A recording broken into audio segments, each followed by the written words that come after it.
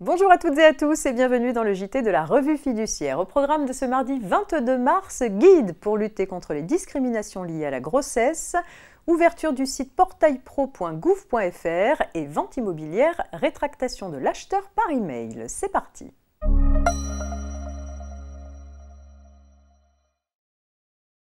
Les discriminations relatives à la grossesse sont encore une réalité. C'est d'ailleurs le troisième motif de discrimination cité par les femmes. Partant de ce constat, la Défenseure des droits a publié un guide juridique portant sur ces discriminations dans l'emploi privé dans le but d'aider les employeurs à traiter et identifier ces discriminations. Ce guide rappelle une série de considérations juridiques comme le régime de preuve, les sanctions civiles et pénales. Mais il présente surtout l'intérêt de donner de nombreuses illustrations de situations discriminatoires interdites, que ce soit en matière d'embauche, de rupture de la période d'essai, de licenciement, de rémunération, de promotion ou encore de harcèlement.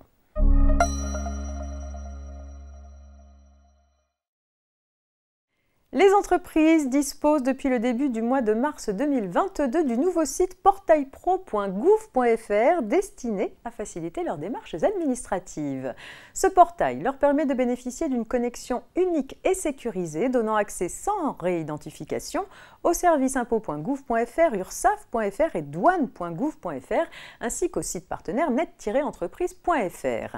Portail.gouv.fr permet aussi aux entreprises de disposer d'une vision d'ensemble de leurs obligations et échéances fiscales, sociales et douanières, ainsi que de réaliser leurs déclarations et de payer leurs impôts et cotisations depuis un seul site. Il est enfin possible de dialoguer avec les administrations concernées via une messagerie sécurisée unique.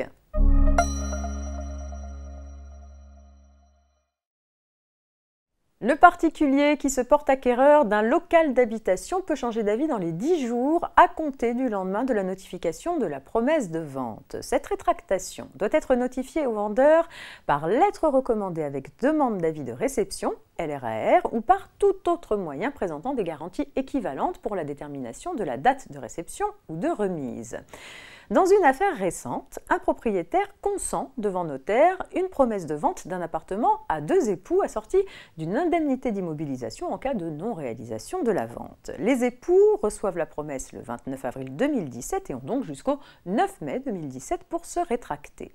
C'est à cette date qu'ils adressent in extremis un courriel au notaire chargé de rédiger l'acte de vente pour l'informer de leur rétractation. Par sécurité, ils confirment leur décision le lendemain en envoyant une lettre recommandée avec demande d'avis de réception datée du jour du courriel.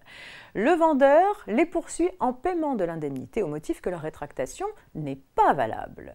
Le juge considère au contraire que dans la mesure où le notaire, officier ministériel, a attesté en justice avoir reçu le courriel le 9 mai, ce mode de notification présentait bien des garanties équivalentes à une lettre recommandée avec accusé de réception.